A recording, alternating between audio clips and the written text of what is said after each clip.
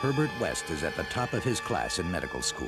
How can you teach such drivel? These people are here to learn, and you're closing their minds before they even have a chance. What are you? He's brilliant, but a little weird. I've broken the 6 to 12 minute barrier. I've conquered brain death. His experiments have always been unorthodox. It was dead. But lately, they're getting out of hand. And he's just made a discovery that could wake up the dead. Herbert West has affected reanimation in dead animal tissue.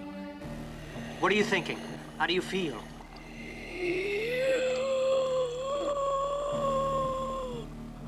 You? 15 cc's of reagent being administered. Once you wake up the dead, you've got a real mess on your hands.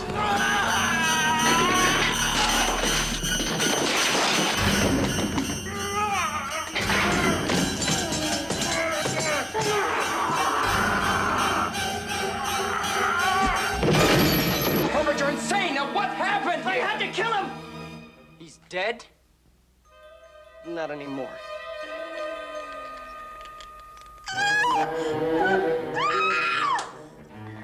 Herbert West brought a lot of dead people back to life, and not one of them showed any appreciation.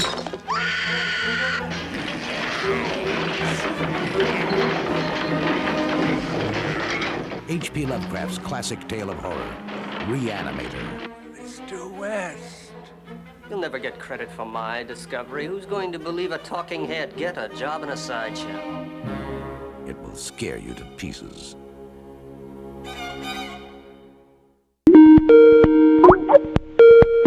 Welcome everybody to Pop Culture. I'm Scott. I'm Jason. And I'm Monica. Cult Classics. We continue, and I offered up Re-Animator.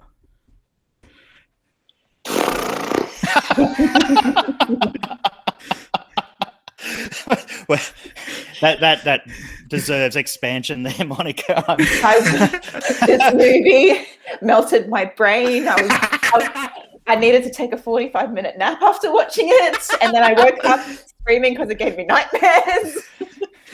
Into What the the dream hell, journey. Scott? Isn't it amazing? No! I remember when I first saw this movie, but it just like blew my mind. And I think I'd been into Lovecraft before, but I'd never read Herbert West Re-Animator. Not that it's they're really comparable. It certainly takes a lot from the short story, but Bride of Re-Animator does continue the story as it continues in the sort of short story. It's episodic, the book. Sure. But this movie is off the wall. It is Stuart Gordon straight out of theatre going into making his first film, and decided to take Lovecraft that he loved so much and inject it with as much sex as humanly possible. And it's demented. You got silence to that. And has become a cult classic. Absolute cult classic. It has. I remember seeing, like, when I was younger, so high school, I used to watch a lot of horror films, and this just went in a whole bag of them. And I found it sort of sits very firmly in that 80s gore period, and has a lot of the tropes of the 80s gore films that when I look back on it, it sort of dates it a little bit for me, because I watched it again just for the review's sake.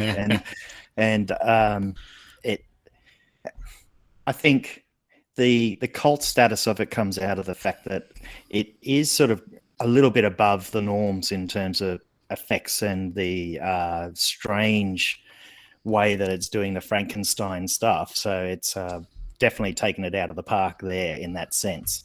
But then some of the production design for me just sort of felt a little bit cheap. It didn't stand up anymore. Yeah, it was certainly low budget, to say the least. But not, you can do low budget and still end up with something like The Evil Dead. So I don't think it's that. It's more, it has that sort of almost porno feel to the photography and the look of it. It just, there's parts, and it makes it ickier, I guess, in that sense. It's one of those ones I can sort of see why people sort of go back to it because it does shock in that sense, on those senses. Yeah, it's certainly a bit of an ickier one than. I'd never seen the film before. I'm not the best when it comes to horror films, admittedly. I do get a little bit sort of easily spooked. But it wasn't so much that I was spooked in this one. I just was really uncomfortable watching it. And I don't know if it's because looking back at the 80s, some of the things aren't okay now. And that to me just sort of made me sort of go, oh, it's just not a movie for me. I'm sorry. It's repulsive as all hell. I felt like my skin was crawling the entire time. I think that's one of the reasons that it still stands out in that cultish aspect, though, is the fact that they are playing on that almost. I think it's a precursor to things like Hostel, if you want. It's sort of. I get where you come. I think it's a lot more tongue in cheek than stuff like that, though. It is, but at the same time, it still goes down that path. I mean, I get the tongue in cheek aspect, but it's still taking you there.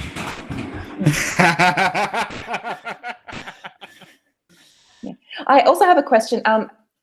This obviously spoils the movie, but how is the guy able to control his body with his head cut off?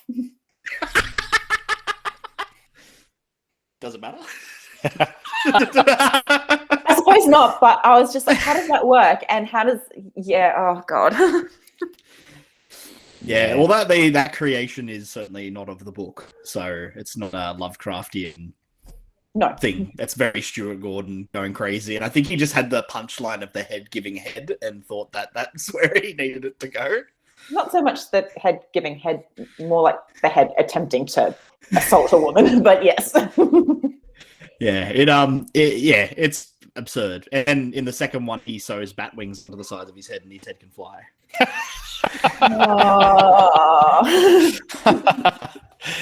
Yeah, I look, the tongue-in-cheek sort of gets a bit missed, I think, now. If you watch it now, it's not as obvious because, as Monica's saying, I guess sensibilities are very different in the way that you view it through a lens of our current culture and experience. So it's definitely lost that aspect over time. But it's definitely holding its ground based on the effects and the slight twist on the zombie genre, if you want, in that it was sort of like a purposely created zombies with the chemical and bringing back to life. Well, it's like it's just the more missteps on his road to what he wants, and he's very that kind of mad scientist, thing where it's that kind of methodical. Results are important. This is just an accident. We'll just keep doing it until I get it right. And even the character of Dan fails as a point of, I guess, a conscience as well, because he ends up using that on his girlfriend at the very end because he just feels tremendous guilt over what he's done, but he does it knowing it's the wrong thing.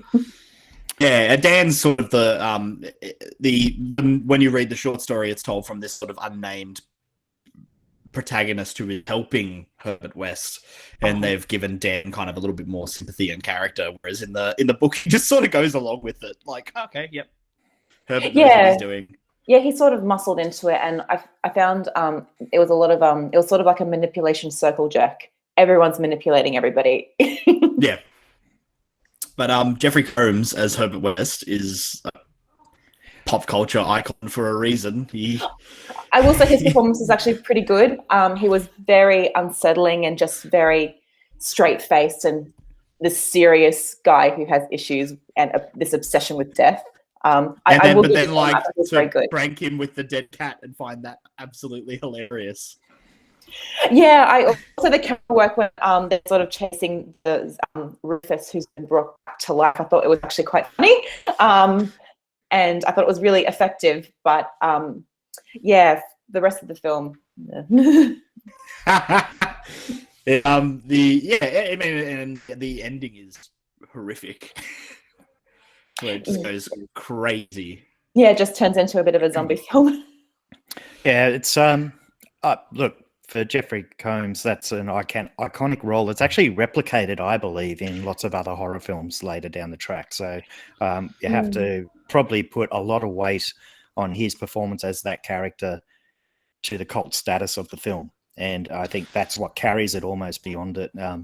The actual plot and all of those sorts of things, it just seemed to be a scientific version of Pet Sematary, to be honest. Kind of. Yeah. Yeah, And- or I think maybe King drew elements from. Maybe because Pet Sematary, the book, was out before the film. I mean, the short story. Yeah, but how much of it reflects in Pet Sematary, the short story? Because I don't know the short story. Oh, of Pet Sematary. Yeah. Like, Pet Sematary just comes from more of a I guess a sense of like my kid's dead. I need to get my kid back. It's more of an emotional than a scientific.